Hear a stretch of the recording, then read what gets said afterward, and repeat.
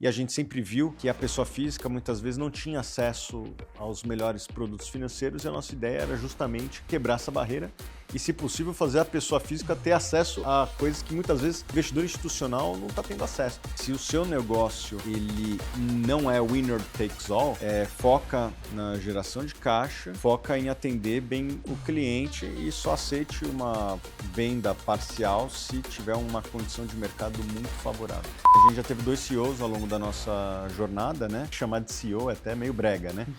E daí, obviamente, que eu era liderança ali, mas não me autoproclamava CEO.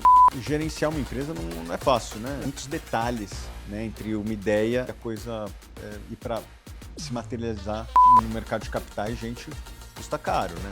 Total. Então, para ter bons talentos, estava falando, não tem todos os fundos batendo benchmark, isso não cai do céu, porque tem gente boa ali do outro lado trabalhando. Esse capital nos fundos imobiliários que me dava uma renda mais do que suficiente para ter uma vida confortável. E daí eu falei, vou me aposentar mesmo. Só que daí, depois de 3 meses, não aguentei. Preciso voltar a fazer alguma coisa, né? Esses 3 meses você ficou aposentado? Tem 1 ano e meio, mas depois do terceiro mês já cansa. O que te cansou? Jogar FIFA até os 4 da manhã. É isso mesmo. É verdade, é verdade.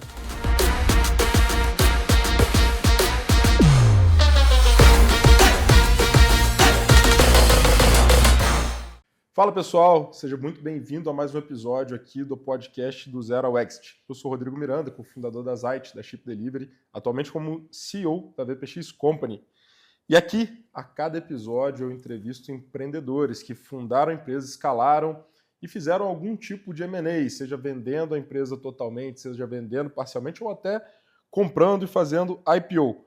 Eu exploro tudo que tem de legal, a parte financeira, a parte de ganhar dinheiro, mas também tudo que tem de problemas e desafios nesse mundo que às vezes as pessoas não contam. E o nosso convidado de hoje, um cara muito especial, um cara muito conhecido, ele dedicou a vida profissional dele ao mercado de capitais há muitos anos, né? Um cara que tem um conhecimento profundo aí do nosso mercado financeiro e há 7 anos ele fundou a Suno, que nasceu como uma casa de análise com o objetivo de levar informações que antes eram acessíveis apenas para os grandes investidores para democratizar, né, para transformar isso para o público geral, o que acabou virando um dos maiores ecossistemas de produtos financeiros. Eles já têm asset, já tem uma série de coisas que ele vai contar aqui. Em 2022, a Suno ela recebeu ali, né, um investimento, ela vendeu parcialmente um pedaço do seu capital para a XP, empresa tão conhecida aí por boa parte dos brasileiros, principalmente quem gosta de mercado financeiro, é uma transação que a gente vai comentar um pouquinho aqui, mas ele vai falar sobre diversas outras transações que eles fazem e às vezes ficam fora do holofote. Tem muito aprendizado aqui, estratégia de crescimento bacana. Uma presença insana nas redes sociais, muitos seguidores, muitos fãs, talvez um pouquinho de hater também, não sei, ele conta depois pra gente, mas ele tem um conteúdo que eu sou fã, acompanho demais sobre investimentos, sobre negócio, e a gente vai explorar muito isso aqui também. Beleza? Então, para mim é um prazer receber Thiago Reis, fundador da Suno. Seja muito bem-vindo ao do Zero Oeste, Thiago. Muito obrigado, Rodrigo. Um prazer estar aqui com você. Legal, meu caro. Obrigado por dedicar um pouquinho do seu tempo. Antes de eu fazer a primeira pergunta, só falar para quem está assistindo aí em casa, não esquece de seguir o podcast, tá? Sinaliza lá, dá 5 estrelas, etc., que ajuda a gente a continuar fazendo, que já foi tanta gente bacana e eu quero continuar trazendo esse tipo de empreendedor para falar com vocês. Thiagão, muitos podcasts que a gente vê o pessoal explora muito o seu lado analista, vamos dizer assim, posso dizer assim, muito o seu lado de mercado, etc. Eu, desde a primeira vez que te conheci, me chamou muita atenção o seu lado empreendedor, sua visão de negócio, sua visão de, criação de diferenciais, vantagens competitivas, etc. Vou tentar explorar bastante isso além dos M&As aqui. Mas se apresenta aí para a turma, conta um pouquinho da sua trajetória e também ali do início da Suno. Legal. Bom, muito obrigado por estar aqui com vocês. Meu nome é Thiago Reis, sou fundador da Suno.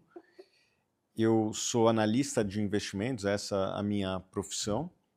Sou investidor faz mais de 2 décadas, investindo não só no Brasil, mas ao longo do tempo fui investindo em outros mercados. Acho que hoje já investi na Argentina, até a China já investi. Então, às vezes com sucesso, às vezes com menos sucesso, mas eu me considero também, antes de tudo, um investidor. Já investi em várias classes de ativos diferentes, venture capital ou não, né, ou public equities, geralmente muito mais public equities, né, os investimentos em ações e fundos imobiliários, ativos listados na bolsa.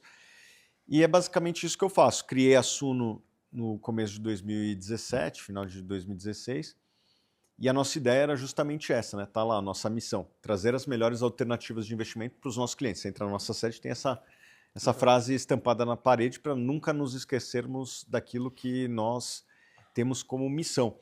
E a gente sempre viu que a pessoa física muitas vezes não tinha acesso aos melhores produtos financeiros e a nossa ideia era justamente quebrar essa barreira e, se possível, fazer a pessoa física ter acesso a coisas que muitas vezes o investidor institucional não está tendo acesso. E eu fico muito feliz porque várias dessas nossas iniciativas que começam com a pessoa física estão tendo resultados muito melhores do que investidores institucionais conseguem. Vou dar um exemplo aqui. A gente tem 15 fundos listados, todos eles superam o benchmark. Eu não conheço nenhuma asset que conseguiu esses números e boa parte desses fundos foram ancorados por investidores pessoas físicas, ou seja, eles entraram antes do que investidores institucionais nesse tipo de oportunidade. Então, Rodrigo, é isso que nos motiva, democratizar e ter os melhores produtos para o investidor, fazer com que ele realmente consiga ter retornos muito maiores do que ele vinha tendo até então. Legal. Foi o seu primeiro negócio, Suno?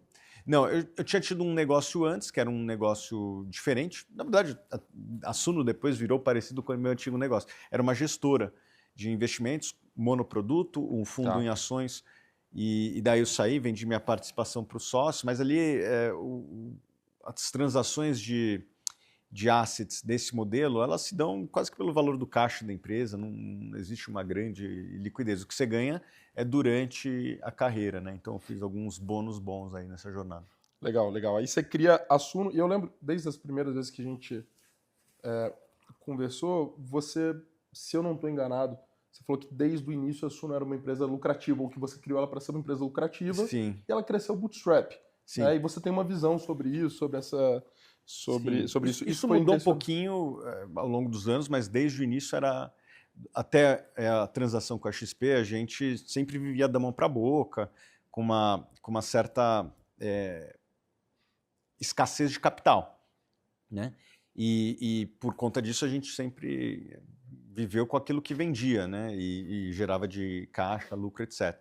Depois da transação a gente montou vários negócios que naturalmente tinham uma certa curva J e que consumiam uma parte do caixa e, obviamente, depois com o tempo esses negócios foram crescendo e hoje a empresa está saudável. Legal. Essa é uma das perguntas que eu mais recebo, assim, cara. Como que eu sei se uma empresa ela tem que captar ou se ela deve ir mais devagarzinho? Qual que é a sua visão sobre isso? Não, a minha visão é muito simples, Rodrigo, e é preto no branco aqui. Se o seu negócio ele não é winner takes all, foca na geração de caixa, foca em atender bem o cliente e só aceite uma venda parcial se tiver uma condição de mercado muito favorável. Eu lembro que você me contou um pouco também sobre a estratégia de crescimento. Você pode falar um pouquinho sobre isso? Como que foi aquela estratégia de crescimento? Como que vocês foram ali para a internet? Eu até vi um podcast esses dias do Álvaro contando que você, quando explicou para ele ali o negócio do Google, etc.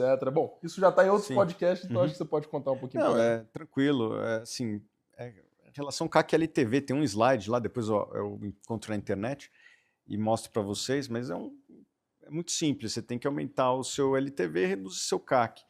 E a gente sempre teve um produto que não tinha um LTV tão grande, que era a questão da assinatura, que é onde a gente começou. A receita por usuário era muito menor, era assim, 1/10 do que dava um cliente de uma corretora. E isso, de certa forma, é ruim, mas de certa forma é bom porque nos forçou a ser uma empresa muito focada no CAC. Se a minha receita por usuário era 1/10 do meu concorrente, ou pelo menos, não é bem concorrente, mas assim, da uma empresa que está no meu segmento, eu preciso ser muito eficiente no CAC. E isso fez a gente ser muito atento quanto a isso e criamos canais digitais muito eficientes, né? Basicamente 2 grandes avenidas, redes sociais. Hoje temos 8 milhões de seguidores nas mais diversas redes e também sites importantes, muito importantes nesses nichos, né? Então, para quem investe provavelmente conhece, né? Então, tem o próprio site da Suno, o FIIs, Funds Explorer, Status Invest, e esses sites juntos têm entre 10 a 12 milhões de acessos por mês. e com isso a gente consegue dar visibilidade para os nossos produtos de maneira muito eficiente. E ao longo do tempo a gente foi também crescendo, trazendo novas linhas de negócio, né? A gente tem a Research, que a gente acredita que é o líder de mercado, né? Não existem dados consolidados, mas das empresas que a gente conhece, somos a empresa de maior acesso na área logada, maior busca pela marca no Google. Então, existem alguns indicadores que mostram que a gente é líder em assinatura de análise, uma espécie de Netflix da análise. E daí temos uma gestora de recursos, como eu disse, temos 15 fundos, todos eles superando os benchmarks, tem mais ou menos 2 bilhões de reais, deve ter sido uma das assets que mais cresceu aí nos últimos anos, uma vez que a gente teve um vento muito contra no segmento de gestoras, né? O CDI subindo atrapalha bastante esse segmento. E por último, uma área de advisory, wealth, consultoria, assessoria, que a gente tem atualmente 7 bilhões de reais ali, que é para atender aqueles investidores que querem um atendimento mais individual. Basicamente são essas linhas de negócio. A gente não pretende adicionar mais coisas, pelo menos no curto prazo não está muito no nosso radar. O que a gente quer é servir mais clientes dentro dessas áreas que nós atuamos. As nossas participações de mercado são mínimas dentro desses dois segmentos, e o que a gente consegue ver é que os nossos níveis de entrega são bem superiores aos dos pares. Então, te dei esse exemplo, né? Temos 15 fundos na asset, todos eles superando o benchmark. Se você supera o benchmark ao longo do tempo, a tendência é que as pessoas saiam dos fundos que não entregam tanto resultado e vão para os fundos que entregam mais resultado. Nossa missão é continuar entregando aqui bons resultados. Então é basicamente isso, né? Se você entrega bons produtos, a tendência é que ao longo do tempo essa seja a melhor estratégia de growth. Legal, legal. E cara, tem um negócio que eu sempre me chama atenção ali na Suno, tenho amigos que trabalham lá com você também. Vocês conseguiram diversificar linhas de negócio sem tornar o negócio um Frankenstein. E se você olhar para o mercado, é muito difícil você encontrar empresas que conseguiram fazer isso, porque abrir uma nova unidade de negócio, uma nova linha, ela é uma linha tênue entre o desvio de foco e muito difícil pegar a oportunidade. Como que você toma esse tipo de decisão? Ou qual que é? Existe algum momento que você fala assim, cara, eu já saturei esse negócio aqui, beleza, agora eu vou para o próximo passo na escada de valor. Como que você enxerga isso? Se é que você tem alguma coisa estruturada? A gente tenta... É muito caso a caso, não existe uma regra, né? A gente sempre foi vendo que tinha de fato sinergia e aquilo que a gente julgava que conseguiria de fato ser competitivo. Então, sempre foi essas duas regras, né? Então, a gente consegue estar no quartil superior de entrega, né? Essa é uma premissa de vocês. Essa é uma premissa. E dois, eu acredito no produto, eu acredito nessa categoria. Tem coisas que eu não acredito, né? Tem coisas que eu acredito, mas eu não acho que eu tenho competência. Vou dar um exemplo. Vale a pena nós criarmos um fundo de desenvolvimento imobiliário? Eu não acho que a gente tem essa competência interna. Perfeito. Isso não significa que não tenha gente que ganhe dinheiro com isso, né? Então, acho que essas são duas premissas. A gente tem que acreditar naquilo, né? E acreditar que a gente consegue estar no quartil superior. Porque se for para não ser mais do mesmo, isso pode contaminar a nossa marca, né? Se a gente começa a fazer desenvolvimento imobiliário e o projeto atrasa, o projeto estoura, morre gente, isso aí pode reverberar na nossa marca. Então, essa é uma premissa que a gente tem que ter. Só é para jogar aquele jogo que a gente está na zona de Libertadores, vamos dizer assim. Legal. Cara, isso, eu acho que você fala de uma naturalidade, né, sobre esses temas, que no final do dia é muito sobre estratégia, assim, né? Ou seja, vocês têm competências internas, você tem uma premissa de diferenciação, de entrega superior, de valor, etc. Tal, e você consegue encaixar muito disso dentro de um nicho de clientes que ele conversa, né? Que faz muito sentido. É que eu acho que é o grande desafio das empresas quando elas tentam diversificar, né? E lá dentro, se eu não me engano, você não é o CEO da Suno. Não sou. Isso? É isso. Você tem há alguns anos já um outro executivo que está à frente da companhia e você assume uma outra caixa. Sim, sim. Pessoal, já a gente volta com esse papo que tá maneiríssimo, mas antes eu queria saber o seguinte, você já seguiu o nosso podcast no Spotify? Vai lá, segue, ativa a notificação e compartilha nas suas redes. Assim você ajuda a gente para esse conteúdo chegar cada vez em mais pessoas, beleza? Agora, bora voltar pro nosso episódio. A gente já teve 2 CEOs ao longo da nossa jornada, né? eu, assim, no começo da Suno, a gente tinha, sei lá, 5, 6 pessoas. Se chamar de CEO é até meio brega, né? E daí, obviamente, que eu era liderança ali, mas não me autoproclamava CEO, porque é muito feio chamar de CEO de uma empresa de 6 pessoas. E daí, lá pela 7ª pessoa, 8ª pessoa, a gente trouxe para dentro um executivo de mercado, trabalhou em grandes empresas, Ambev, etc. Ele ficou conosco até o ano passado, ajudou nessa jornada, e depois a gente trouxe uma nova liderança para os novos desafios que a gente tem na empresa. Eu sou, dentro da hierarquia, sou presidente do conselho, também sou analista de investimentos, né? Tô nessas duas cadeiras, e obviamente o mercado financeiro, que é o mercado em que eu atuo, principalmente na parte de investimentos, ele é muito interligado, né? As empresas competem, mas também existe uma dependência mútua, uma parceria às vezes. Então eu tenho essa função de, vamos dizer assim, ter essa interlocução, não só com o mercado, mas às vezes até com entidades públicas. Por exemplo, semana que vem eu tô indo para Brasília para dialogar lá com o governo federal sobre a questão da tributação dos fundos imobiliários, né, dos FIAGROS, que é uma coisa que importa não somente para nós, mas uma legião de 5 milhões de investidores. Isso impacta essas pessoas, e essas pessoas, de certa forma, veem na gente uma liderança em momentos como esse. Não é a primeira vez que existe essa discussão de tributação. Então, eu tenho essa figura institucional também, que eu acho que hoje eu represento não só a Suno, mas uma classe de investidores importante no país. Total. E você pode contar um pouquinho, porque às vezes quem está vendo em casa acha que assim, o fundador, principalmente alguém com o seu perfil, que é um cara de personalidade, que é conhecido, etc., obrigatoriamente tem que ser o CEO da empresa. Né? Por que você toma essa decisão de deliberadamente falar, cara, eu vou estar numa outra cadeira aqui, trazer um executivo ali que eventualmente vai fazer outras coisas melhor do que eu, alguma coisa assim? Assim, gerenciar uma empresa não é fácil, né? E existe muita coisa, muitos detalhes, né, entre uma ideia e a coisa ir para se materializar de fato. E eu acho que eu não sou a melhor pessoa para organizar e gerenciar. Eu acho que eu sou um bom originador de ideias.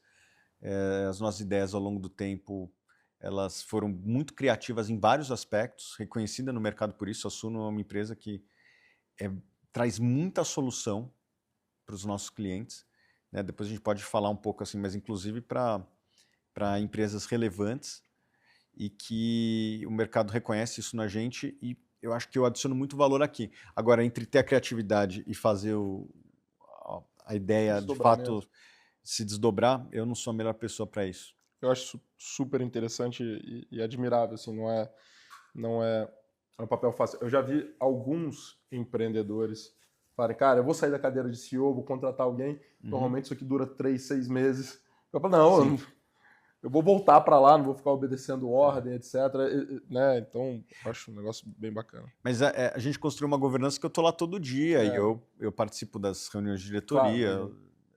Enfim, não é uma empresa, sei lá, dessas listadas que o presidente do conselho aparece uma vez por trimestre para a reunião do conselho, não é nada disso. Mesmo porque eu tenho uma necessidade de estar lá por conta de vários compromissos da empresa, inclusive a gente falou de redes sociais. As minhas redes sociais, elas são importantes para dar visibilidade porque a gente está fazendo na empresa, e se eu não estiver lá, essas coisas não acontecem. Então, é uma governança meio única, mas que tem funcionado. Eu acho que você tem uma capacidade de atrair pessoas ali que é bem interessante para o negócio também, né? Executivos, atrair jovens que estão querendo começar. Sim, acho que eu brinco que os nossos jovens são melhores que os jovens dos outros. Imagino. E, pessoal, tem um negócio legal aqui, enquanto o Thiago fala, né? A gente vai entrar agora e falar um pouquinho sobre esse processo ali de captação ou de venda parcial ali para XP. Muita gente acha que para você captar você tem que estar queimando caixa infinitamente, né? Ou se você está gerando caixa você nunca vai precisar captar, etc. E a gente, pelo que eu entendi aqui, o Thiago pode falar melhor, a Suno vinha crescendo, vinha gerando caixa, mas por alguns movimentos estratégicos, novas linhas de negócio, de receita, etc., eles decidiram ali, enfim, trazer uma nova fonte de financiamento. Ele vai me confirmar se é isso ou não. A gente tem um cliente que foi nessa linha que eu estou falando, que é muito bacana, uma empresa de sistemas. É uma startup. Quando ela entrou, virou nossa cliente, ela estava queimando caixa. A gente fez alguns ajustes junto com o empreendedor, muito ligado ao foco, ao nicho ali do mercado que ele estava atacando. E essa empresa começou a gerar caixa e isso potencializou e fez com que ele fizesse uma rodada muito melhor, mas muito mais saudável, agora sim para desenvolver novas linhas de negócio, né? Então, essas coisas não são excludentes, né? Eu acho que esse é um negócio legal da gente falar. Inclusive, se você que está assistindo aqui quiser conversar com o time lá da VPX, saber como que é o nosso trabalho de consultoria, de assessoria M&A, em algum lugar aqui vai ter um QR Code, só ler lá, que o nosso time vai bater um papo contigo, eu vou falar com você e a gente entende qual que é o seu momento. Beleza? Falando agora um pouquinho sobre esse momento ali, Tiagão, crescendo, sustentável, imagino, geração de caixa, e aí em 2022 vocês fazem aquele movimento ali para o mercado. Pô, eu acompanhei ele de forma, a gente já se conhecia, achei fenomenal. Você pode falar um pouquinho como que começou esse namoro, esse interesse? Já era uma coisa que estava no radar de vocês? Sim. Como é que foi? A gente foi abordado pelos executivos da XP. A gente tinha algumas questões societárias complexas. Basicamente, eu era o controlador da empresa, ainda sou. Mas eu tinha alguns acionistas que tinham algumas visões antagônicas e eu achava que era o melhor momento para todo mundo que ou cada um seguisse o seu caminho ou tivesse uma transação para que a empresa pudesse continuar. E a XP demonstrou esse interesse, né? Adquiriu a participação deles. Para mim, era a empresa que tinha mais sinergia de fato, afinal a gente estava crescendo na vertical de asset e ela é a maior distribuidora de produtos como fundos imobiliários, fiagros, etc., do Brasil, então poderia existir essa sinergia, que acabou não se materializando ao longo do tempo, mas não tem problema, porque a gente conseguiu crescer também por outros caminhos. E teve uma primária na empresa que foi relevante e que dá uma certa segurança, né, num país que tem uma volatilidade muito grande. Se a gente não tivesse feito essa transação, eu acho que a gente teria tido uma dificuldade depois, porque os primeiros 5 anos da Suno a gente surfou um bull market. Né? A gente começa lá em 17, 18, 19, 20 e 21. E daí depois, nos últimos 3, 4 anos, foram de bear market. Você enfrentar um vento contra com caixa e construindo unidades de negócio é muito melhor do que sem caixa. A gente teria tido uma dificuldade muito grande se não fosse essa primária, porque a gente desenhou a empresa de 2 formas, né? Até ter esta primária, que era foco em gerar caixa, e depois da primária a gente criou 4 unidades de negócio simultâneas que num primeiro momento consomem caixa. Quando a gente fez a transação com a XP, entre asset e advisory, a gente devia ter 800 milhões de reais. Hoje a gente tem 7 bilhões e crescendo. Obviamente que para crescer isso precisa de gente, precisa de capital, de estrutura, né? No mercado de capitais, gente custa caro, né? Assim, Total. Então, para ter bons talentos, né? Tava falando, a gente tem todos os fundos batendo benchmark. Isso não cai do céu, porque tem gente boa ali do outro lado trabalhando. Isso aí necessitou que a gente consumisse caixa durante um tempo.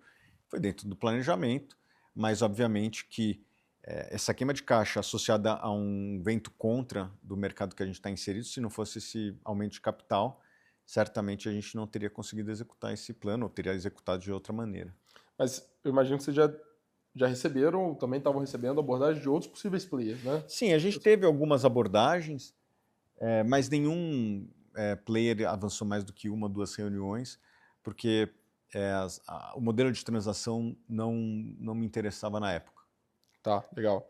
A XP, geralmente quando a gente vai falar de investidor, né? A gente fala investidor financeiro ou investidor estratégico. Sim. A XP acaba que ela tem tinha um pouco a cara dos Sim, dois ali, né? Com certeza. Ela tanto, cara, é uma casa de investimento, faz seus investimentos, mas para vocês ela poderia ter ali uma sinergia estratégica também, né? Obviamente, sim, chama atenção.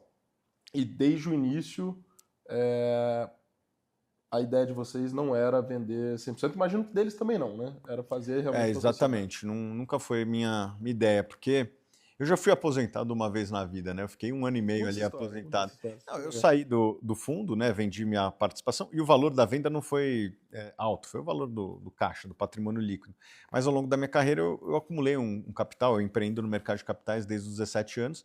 E sabe investir um pouquinho?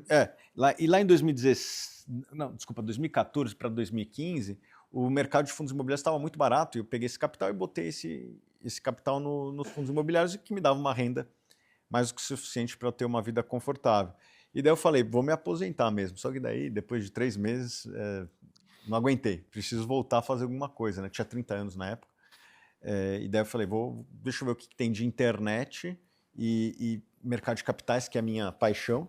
Encontrei algumas empresas americanas, uma delas é a Morningstar, que me inspirou a criar esse modelo de assinaturas. Eles têm esse modelo de assinaturas lá fora, devem ter uns 100 mil assinantes. Acho que a Suno em algum momento deve ter tido até mais assinantes do que eles. E hoje isso é irrelevante. A Morningstar é uma empresa de 10 bilhões de dólares na bolsa. E ela começou do mesmo jeito que a Suno começou e foi abrindo outras linhas de negócio, assim como a Suno foi abrindo outras linhas de negócio, apesar de que as linhas de negócio que eles foram abrindo são bem divergentes das linhas de negócio que nós fomos criando ao longo do tempo. Então a gente sempre se inspirou muito no que a gente via nas outras empresas de fora para trazer para os nossos negócios, para o nosso modelo de negócio. Enfim, é isso. Lá fora, você vê que o mercado ainda é muito mais avançado do que aqui no Brasil. Muito mais. Não dá nem para comparar. Não, eu acho que está uns 50 anos. O Brasil. É mesmo? Eu acho que, óbvio que depende da categoria. Claro. E o sistema financeiro brasileiro, de fato, ele é avançado em vários aspectos. Super. Mas na parte de investimentos, eu diria que depende do segmento. Eles estão 50 anos na frente. Obviamente, alguns segmentos eu acho que a gente está até na frente. Vou te dar um exemplo. Eu acho que os times de análise no Brasil eles são muito bons, jogam de igual para igual. Os times de special seats do Brasil são muito competentes. Então tem alguns segmentos que o Brasil joga de igual para igual, obviamente que dentro de uma arena chamada Brasil, que ela é menor. Tem menos ativos para serem geridos. E obviamente existem outros segmentos na indústria bancária que estão muito na frente dos Estados Unidos. Hoje em dia você abre uma conta no banco muito mais rápido aqui no Brasil do que lá fora. Mas na parte de investimentos, na média, a gente está muito atrás, né? Só para dar um exemplo aqui, você tem uma asset lá, a BlackRock, que tem 10 trilhões de dólares. A maior asset do Brasil, a do Banco do Brasil, vai bater 2 tri de real, dá o quê? 300 de dólar, não dá nem para comparar, né? Cara, conta um pouquinho sobre esses 3 meses que você ficou aposentado. Eu passei ligeiramente. Fiquei 1 ano e meio, mas depois do terceiro mês já cansa. O que te cansou? Depois eu vou contar o que me cansou, que eu fiquei uns 3 meses. Jogar FIFA até os 4 da manhã. É isso mesmo. É verdade, pô, não é tão legal assim. A questão é, você não tem amigo, né? Sim, os amigos, eles estão trabalhando e tal, tipo, você não tem o que fazer durante o dia, então... Sabe qual foi a minha sensação? Lembra quando você é moleque, que você não vai pra escola? É isso. Só que seus amigos estão na escola. Você foi suspenso por 3 dias, essa Cara, perdeu completamente a graça. Exatamente. Eu não sei se eu já contei essa história aqui, mas quando... Bom, eu resolvi o negócio da Zite lá, a gente também conversou, né? A gente se conheceu ali quando eu tava saindo da Zite.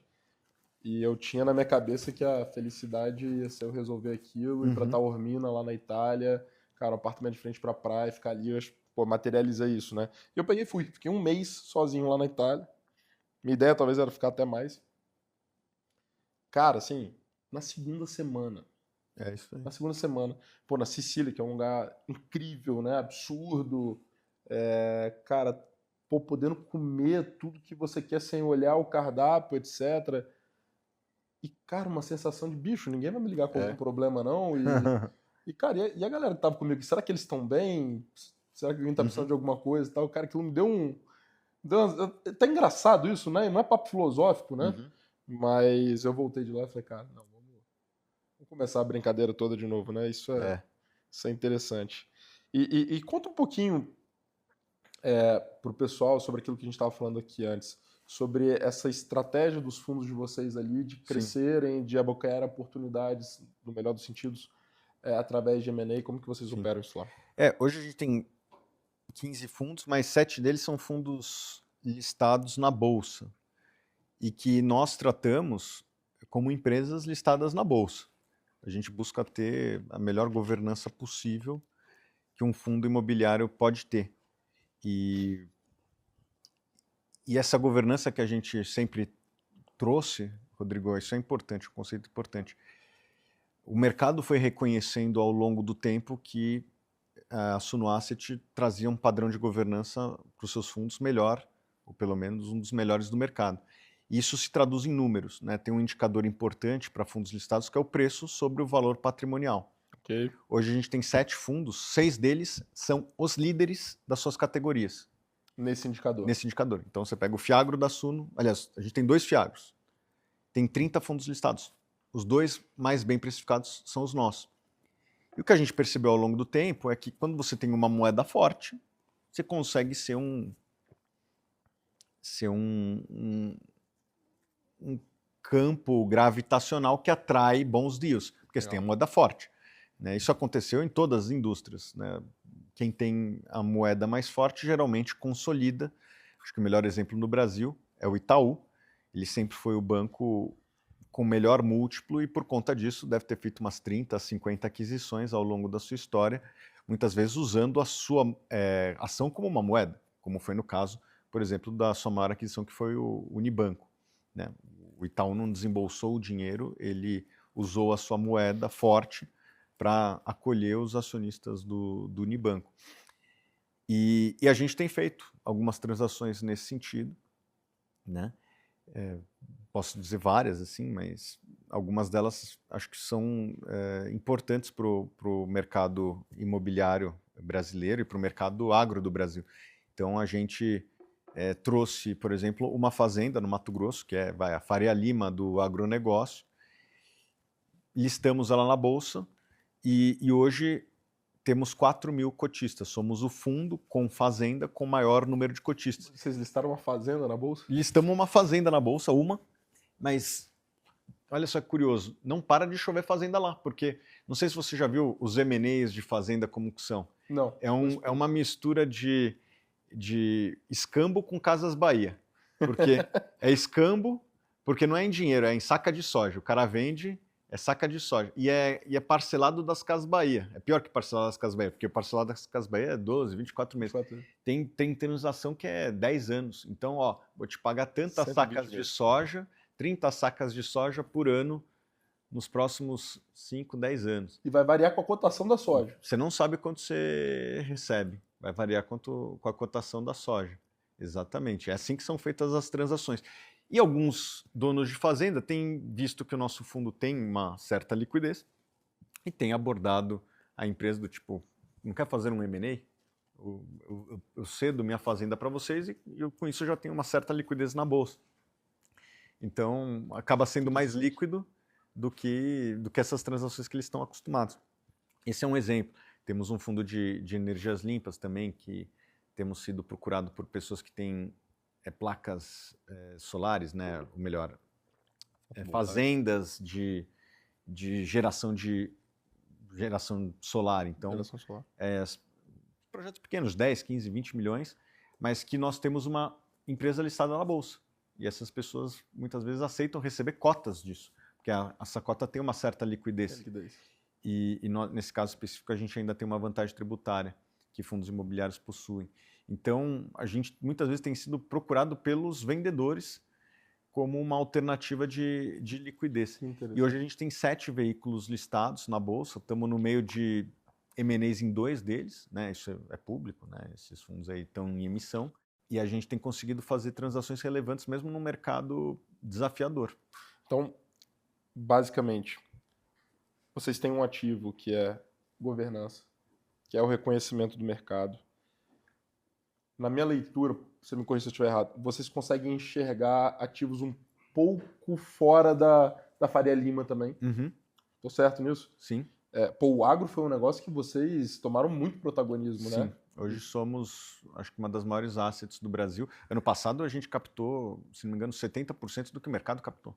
Olha que coisa fenomenal. Então, através de governança, através de um olhar diferente do que os outros estão fazendo, de reputação, etc., você transforma isso num ativo e você também usa como moeda liquidez para esses caras que teriam que receber só em saca de soja lá parcelado em 180 meses. Obviamente que existem vários tipos de transação, essa é uma das transações possíveis. Tô sumarizando aqui para quem está ouvindo em casa, porque sim, é muito fora da casinha, né? Eu acho que essa é uma das coisas importantes para passar para a plateia.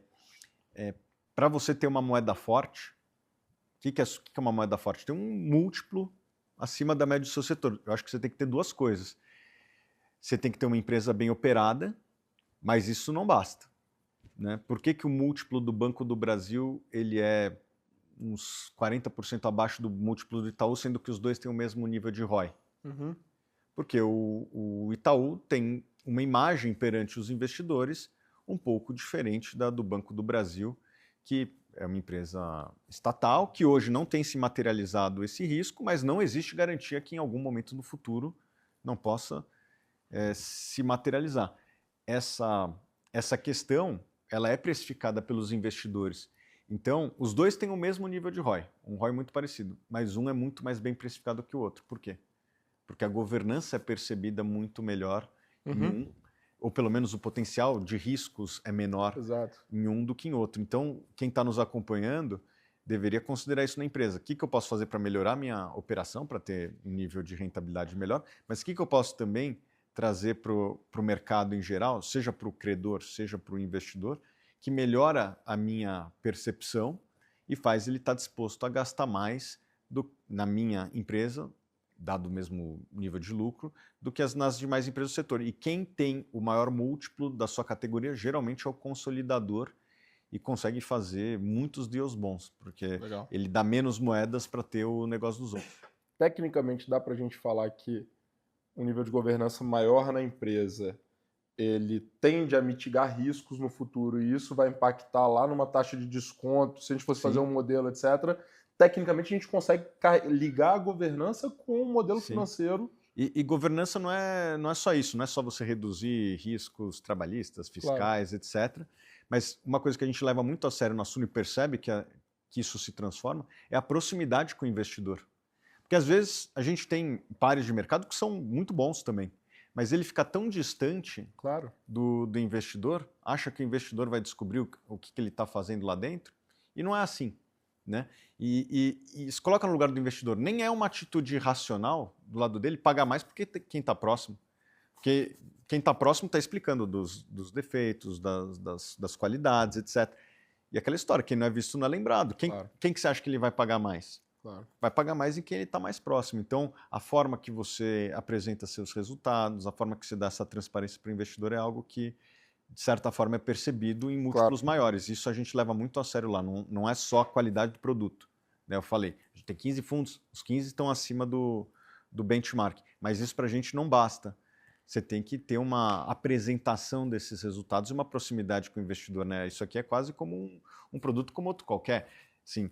Uma joia, não basta a joia ser bonita, ela tem que estar com aquele apresentado lá com aquela caixinha verde certificado, né? Aquela coisa toda. Aquela caixinha verde da Tiffany, né? Pô, é muito melhor do que se está embrulhado mesma aliança num pedaço de jornal. Qual que você acha que o mercado vai pagar mais? Claramente, né? Claro, eu tenho dois grandes mentores meus, um de governança, que ele fala que governança dá conforto ao capital, ao dono do capital. Sim, né? Obviamente. Então, ou seja, que tipo de práticas que a gente vai ter aqui dentro que vão dar conforto ao dono do capital, e não é um conforto só de, cara, nós somos melhores que o mercado, é um conforto no sentido de transparência, né? Que eu acho que é um pouco disso, de você estar próximo, de você ser diligente, né?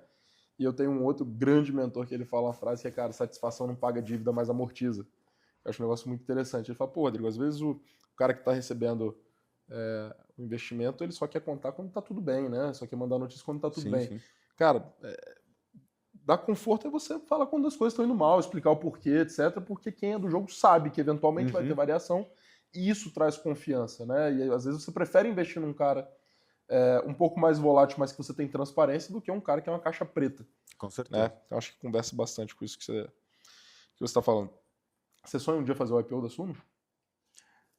Sim, obviamente que pode ser um caminho.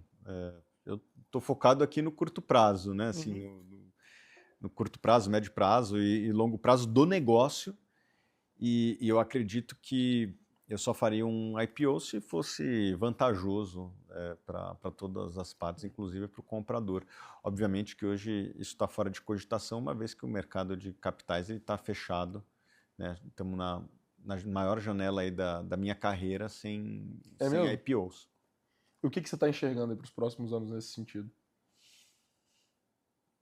Eu acho muito desafiador a gente ter uma janela de IPOs no nível de déficit fiscal que o Brasil tem hoje. Isso vai impactar as taxas de juros, já está impactando. Impactou, né? Tá, daí fica praticamente inviável.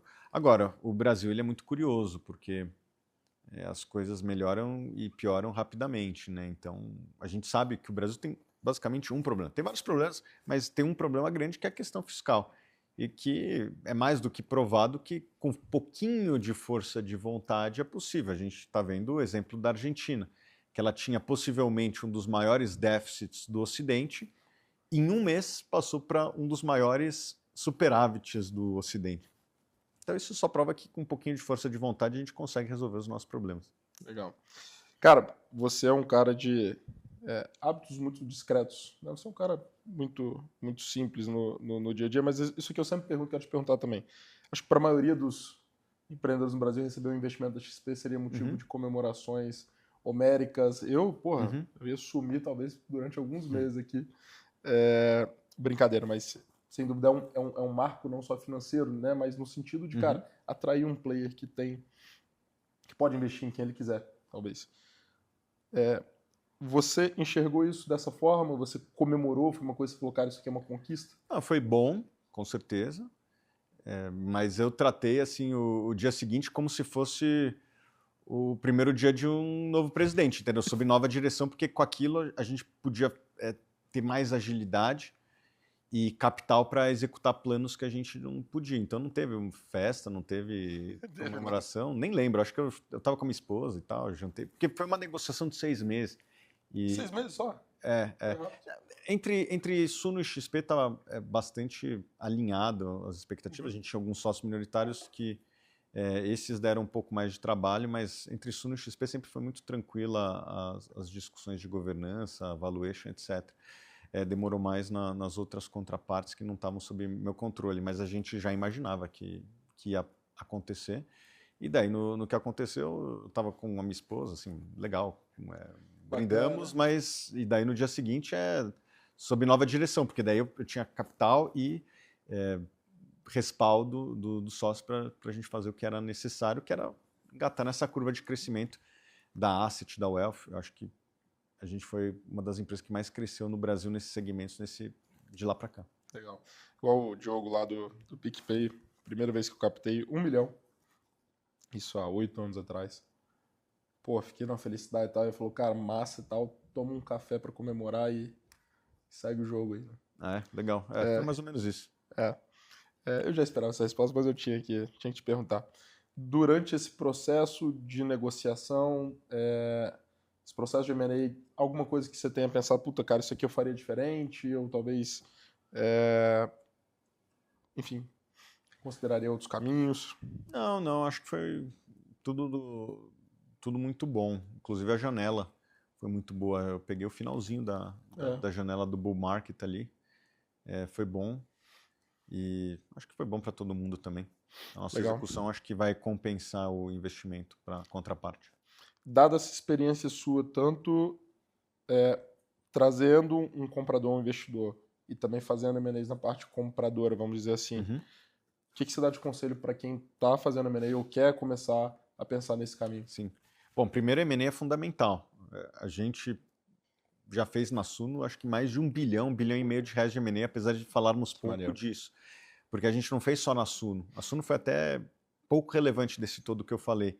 A gente fez muito com os nossos veículos listados, né? A gente cresceu fazendo M&As nos fundos, né? Trocando ativos por cotas. Se a gente tem uma cota bem valorizada, significa que a gente consegue trazer ativos trocando por cota, né? E conforme os fundos vão crescendo, eles vão ganhando mais volume na bolsa, e daí cota vira quase dinheiro. Assim, se a Apple vira para você, vou te pagar $1 milhão, mas é em ação da Apple, em um segundo você vende isso daí. Óbvio que eu estou dando a Apple como exemplo, mas mais para mostrar que quando você tem um ativo líquido na bolsa, dinheiro e ação vira quase a mesma coisa para quem está vendo do outro lado. Então, é um desafio que nós temos para continuar crescendo esses fundos, para que eles continuem sendo líquidos e bem precificados. E se a gente estiver fundos com essas características, a tendência é que a gente seja consolidador, consiga trazer os melhores deals para os nossos atuais cotistas, como a gente já tem trazido. Então, M&A não seria possível a Suno ter crescido, chegado onde que ela chegou. Obviamente que a gente tem muito mais a trilhar, mas não seria possível chegar até hoje. Deals pequenos, deals médios, deals grandes, o importante é que tenha sinergia, que você seja diligente. A gente já errou também em aquisições. Isso tem que levar aprendizados. Faça uma diligência correta. Valuation. Seja comprando ou vendendo. Seja comprando ou vendendo. Seja comprando ou vendendo. Valuation, então diligência, valuation e sinergia. Você tem que pensar nisso. Legal. E obviamente que às vezes tem sinergia e você não precisa fazer um M&A, você pode fazer uma parceria. E a gente já fez também muita parceria. A Suno cresceu, seu primeiro negócio foi uma parceria. A gente conseguiu os nossos 10 mil primeiros leads, não foi com M&A. A gente fez uma parceria com o Infomoney, que legal. Que a gente começou a escrever lá sobre investimento de longo prazo, etc. e tal. Lá em 2017, ninguém falava disso. E o Infomoney começou a ter fluxo nisso daí, originado por nós. Das 10 maiores matérias do Infomoney no primeiro semestre, acho que a primeira mais lida era nossa. Que legal. E várias delas eram nossas. E com isso, foi bom para eles, porque trouxe uma audiência extra. Com isso, eles conseguem vender mais espaço publicitário. Foi bom para nós, porque deu visibilidade. E a gente sempre botava um linkzinho para o nosso site lá. E com isso, a gente conseguiu os 10 mil primeiros leads, que foram um divisor de águas para nós. Daí a gente começou a vender para esses leads, etc. Growth raiz, né? Growth raiz, cara. Growth total.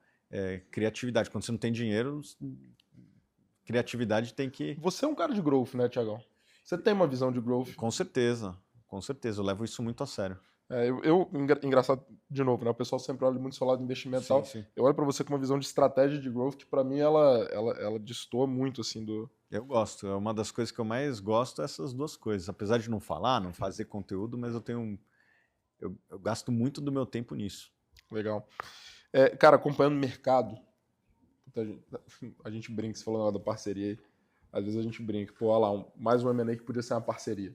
Né? Porque tem muito disso, né? M&As que poderiam ser parcerias, que gastaram uma energia do caramba, que vai dar pau societário, e essa energia às vezes não se captura, né? Mas você acompanhando o mercado, e o mercado, principalmente de empresa listada, existem muitos movimentos de M&A que às vezes a gente olha e fala, caraca, negócio meio estranho isso, né? A gente viu um boom de M&As, né? Lá atrás. Aliás, acho que vale até a pena a gente... Eu gosto de trazer um pouco de material educativo aqui também. O Thiago falou aqui sobre pagamento em ações, né? E isso é muito comum, tá, pessoal? Às vezes o pessoal fica muito preso em valuation numa transação e esquece de como que isso vai ser pago. Pode ser pago em dinheiro, pode ser pago em ação, pode ser pago à vista, pode ser pago diferido, pode ser pago em earnout. Tem uma série de coisas que, às vezes, o valuation ele é o terceiro ou quarto fator que você deveria estar perdendo sua noite de sono. Esse negócio de pagamento em ação, não deixe de prestar atenção no que o Thiago falou. Quando a ação tem liquidez, né? E outra coisa, você tem que se atentar também no tal do lock-up, né? Que às vezes você recebe um pagamento em ação e você tem que ficar tantos anos sem a mercado vender isso, e a gente tem visto muito problema disso, né? Sim. Porque às vezes vence o lock-up do cara que vendeu uma empresa, esse cara vai no mesmo dia e pau, vende as ações todas, normalmente ele tem que comunicar a mercado, né? E aí a ação ela dá uma derretida. Mas mesmo isso tem algumas formas de, entre aspas, driblar. Se a empresa ela é grande, provavelmente ela faz parte de um índice. E você pode vender esse índice, comprar as ações remanescentes e neutralizar. Se você está passando por isso, liga lá na Sunoelf que a gente traz essa solução para você que a gente trouxe de fora. Pouca gente sabe disso. Cara, legal, hein? Sabia dessa? Não, você não sabia. Então vamos supor, tem lá uma empresa... Cara, que interessante. Tem uma empresa lá que representa 3% do índice Bovespa. Você fez M&A com ela. Né? Sei lá, Magazine Luiza. Você fez M&A com ela. E não pode vender porque você está em lock-up. Entra vendido no IBOV, no BOVA11. Você vai receber um dinheiro. E com esse dinheiro você compra as ações remanescentes para ficar igualzinho. Legal. Você vai ter 3% de Magazine Luiza e vai estar shorteado em Ibovespa aqui, que vai ter 3%. E daí você não rompeu o seu lock-up, ninguém vai ver isso. mesmo porque você não está fazendo nada de errado, você está shorteando o índice e você está comprando as outras ações. Você está neutralizando. Tipo, se a ação triplicar, você não vai ganhar. Faz tipo um hedge ali? É um hedge. Isso é um hedge. Sensacional, sensacional. Então, quando a empresa é grande, cara, você nem precisa ligar para lockup, porque você pode fazer esse hedge.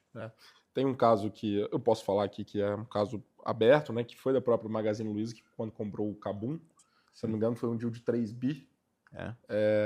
1 bi foi pago à vista, e 2 bi, se eu não me engano, foi em ação. Ações do Magalu, quando o Magalu acho que estava 20 e poucos reais a ação do Magalu. Só que eles tinham um lockup, e aí depois de alguns anos ali, ou alguns meses, a ação foi de 23, 24, foi para 2. Né? E aí os fundadores lá, os caras que venderam isso do Kabum, puta, imagina, os caras perderam 90% quase do valor. Podiam ter shorteado o Ibovespa na proporção e comprado as outras ações na proporção, neutralizado. Se a ação caiu ou subiu, vai cair no índice, vai cair aqui e ficar elas por elas. Então, esse é o tipo de coisa que tem que tomar cuidado. Pô, mas você está vendendo a empresa para a Amazon, para o Magalu, para americanos, eu vendi empresa para americanas, que passou por, né, todo esse problema recente, etc.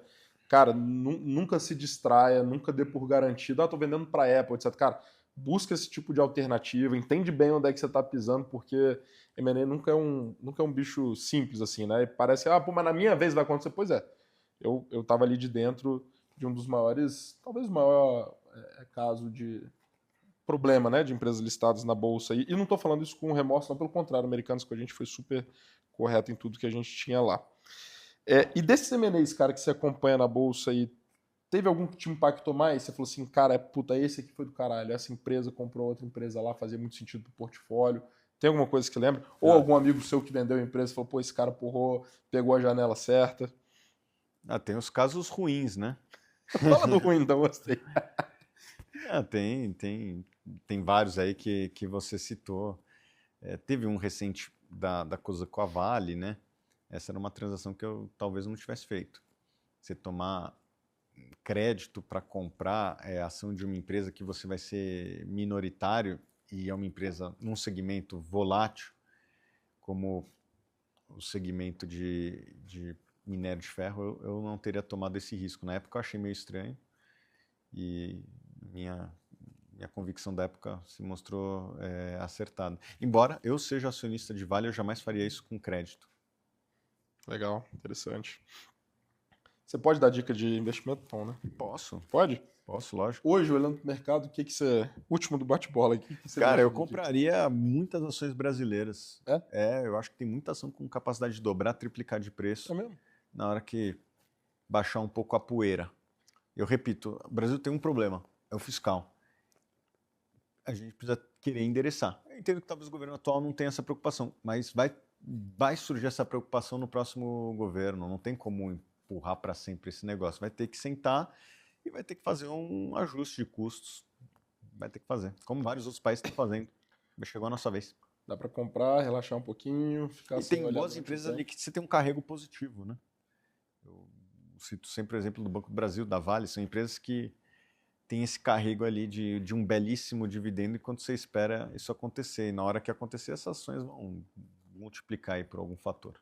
Legal. Muito bom, pessoal. E se você que está ouvindo a gente aqui quer sugerir algum empreendedor para eu trazer aqui na minha casa, aqui no sofá que está na minha casa, para a gente conversar sobre M&As, sobre exit, seja no Spotify ou no YouTube, corre lá e deixa a dica aí nos comentários, tá? Quem que você quer ver aqui, que eu vou ter o maior prazer de convidar e de receber. Caminhando aqui para o final, Tiagão, após esse deal ali com a XP, muda alguma coisa dentro da Suno, além do crescimento, ou vocês continuam tocando com a mesma cabeça? Você é um cara longo prazista, né? Sempre a gente conversa, você é muito longo prazista. Muda alguma coisa dentro da empresa? Ou, cara, foi mais um reforço de caixa, mais um selo que só empurrou a empresa para frente? Cara, mudou pouco, assim. O que deu foi um conforto maior, talvez um conforto até maior do que deveria, né? Assim, a gente foi leniente com alguns gastos. Acho que todo mundo cometeu um outro erro desses na vida. Mas não mudou muita coisa, não. A gente continua com o mesmo propósito que veio lá de trás. É importante falar que foi uma transação minoritária. Né? Nós, executivos da empresa, continuamos controlando a empresa, então não mudou nada para a empresa em si. O que deu foi um reforço, uma robustez a empresa que ela não tinha antes. Mas você já tinha um nível de governança interessante, um nível de gestão muito bom, né? Gestão sim, governança não tanto. É. A gente tinha sócios que tinham uma visão muito antagônica e isso atrapalhava algumas decisões e tornava a empresa menos ágil. Legal. Cara, e o Thiago Reis aí para o futuro? Foco 100% Suno, você também está abrindo para olhar outros negócios, investir em outros negócios? Não. Eu não... Obviamente que posso investir, mas não estou olhando outros negócios, estou olhando para a Suno. Tem muita oportunidade na própria Bolsa, então competir hoje com a Bolsa é muito difícil, né? Você vai investir num novo negócio, quando você pode comprar Banco do Brasil a 3, 4 vezes lucro. Você tem o Banco do Brasil, mas podia citar uma lista de empresas assim, vários fundos imobiliários por metade do preço. Tem que ser muito óbvio para eu investir em algo que não tem liquidez e não tô vendo tanta coisa óbvia, assim como eu vejo na Bolsa. Que eu vejo muitas oportunidades dentro do meu próprio negócio, né? E principalmente dentro dessas empresas listadas que nós temos. Então, isso pode criar muito valor para os nossos acionistas ao longo do tempo. No final do dia, você gosta do que você faz, você é feliz com o que você faz. Sou apaixonado. Tanto é que em nenhum momento eu pensei em vender a empresa totalmente. Enquanto eu estiver feliz e com saúde, eu quero estar aqui, cara. Porque eu já tive do outro lado, assim, tipo, aposentado. Não é tão legal assim. Né? As pessoas geralmente que querem aposentadoria são aquelas que não estão felizes aonde estão. Né? Eu vou vender o quê? Vou ficar em casa, deitado no sofá, olhando para o teto? Não tenho prazer nisso. Eu acho que tem a galera que às vezes acha que isso vai ser a felicidade. Eu já tive isso, já vi que não é tão legal assim. E tem a galera que às vezes não é feliz no negócio que tá. Então vai para outro lugar. Eu já passei por isso. Eu já passei por isso e... Mas ficar em casa, olhando para o teto, não é uma experiência, pelo menos para mim, boa. Tem gente que gosta, mas eu não. Eu gosto de ação. Eu gosto de ter um impacto positivo com todos os stakeholders. Me lembrou, depois o pessoal se quiser corta aí depois, mas o Ryan Santos fez um vídeo interessante sobre esse negócio de ficar aposentado. Ele postou acho que mês passado. Sobre o negócio de ficar aposentado, a visão dele. E eu que ajudei ele a se aposentar. Pouca gente sabe disso. Mas eu estava naquela empresa lá, ele estava num conflito grande com o sócio. E acho que essa foi a minha grande contribuição ali. Eu acalmei os dois e ajudei a arranjar um comprador. E daí ele saiu e vendeu bem. Vendeu bem, se aposentou e depois desistiu também. E o pior é que o comprador depois quis me comprar no múltiplo abaixo dele. Daí eu falei, pô, resolvi o problema, você agora vai não cobrei feed de mim, nem não cobrei nada, mas pô, me paga pelo menos o múltiplo dele. Daí o cara, então não. Daí eu falei, tá bom. Daí depois de um mês ele falou, tá bom, vai. Porra, eu resolvo o negócio e vocês querem me escuizar, cara. Não tem amigo em lugar nenhum. Legal. Tiagão, porra, muito massa, cara. Tem alguma mensagem que você quer deixar pro pessoal aí? Eu acho que o Thiago Reis, empreendedor, e essa felicidade, essa satisfação que você tem no seu negócio, que mensagem que você pode deixar aí para quem está empreendendo, para quem está passando seus desafios também, né, que não é só felicidade, que mensagem você deixa aí para a turma que empreende também? Tem que saber lidar com a volatilidade, não é fácil, no Brasil é difícil vezes 2, mas eu acho que a resiliência é fundamental, você não pode parar, não pode desistir. Obviamente que tem momentos que você tem que parar e desistir, tá aí a arte também, né, de saber quando que você tem que parar de regar uma semente que está no asfalto e quando você tem que regar uma semente que realmente pode virar uma árvore grande. É um pouco de arte, não tem ciência, mas tem que ser casca grossa para aguentar as porradas, porque é muita porrada. E se der certo, você sai com lucro no final e é só isso, porque palmas também não tem muitas. Não vai ter, não. Pelo contrário, eu vi um monte de gente cobrando. Muito. Nossa, o empreendedor ele é o mais cobrado da sociedade, né? Eu falo pro pessoal...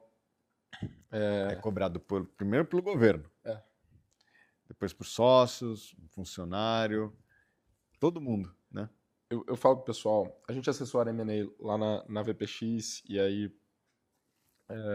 no ano passado a gente terminou, assessorou um, e aí saiu a notícia no dia seguinte, o pessoal do time me ligou, pô, Rodrigo, a gente tem que mandar a boleta lá pro cara. Eu falei, cara, espera uma semana para mandar a boleta do FII, né, da transação, que vem pro advisor. Só, pô, mas por quê? Eu falei, cara, você não tem noção quantas pessoas vão ligar para esse cara hoje para cobrar favor. fora o contador que vai ligar e vai fazer uma boletinha de ganho de capital para ele, o sócio lá de trás que saiu do negócio, que acha que tem direito a alguma coisa, etc. Então, de fato, para os holofortes, às vezes todo mundo acha que é festa, mas nos bastidores, cara, não tem vida fácil, né? Por último, quem que você acha que eu tinha que chamar aqui para contar alguma história de exit, de M&A aí? Você conhece essa turma boa? Traz alguém do Pátria. Do Pátria? São uma empresa que faz bastante M&A. Legal. Pô, boa. Não, eles são uma máquina, né? Bastante. A máquina de M&A. É. E é uma turma legal, já tive um contato bacana com eles. Tiagão, quero te agradecer por esse papo. Cara, tenho certeza que quem está ouvindo a gente aí se amarrou, aprendeu não só sobre M&A, mas sobre sua visão de estratégia, de growth, cara, de construção de negócio. Eu acho que a sua visão longo prazista, ela ensina muito. Pessoal, esse foi mais um episódio do Zero ao Exit Podcast. Não deixe de me seguir lá no Instagram, @oRodrigoMiranda, @VPXCompany, para você acompanhar lá nossos conteúdos. Dá like, compartilha, avalia com 5 estrelas no Spotify. Provavelmente você já segue essa lenda aqui, mas se não segue por algum motivo, corre lá, segue ele também, muito conteúdo bacana. É muito importante para todos nós continuarmos aqui trazendo esse conteúdo relevante para vocês. Beleza? Obrigado, até o próximo episódio, fica ligado aí.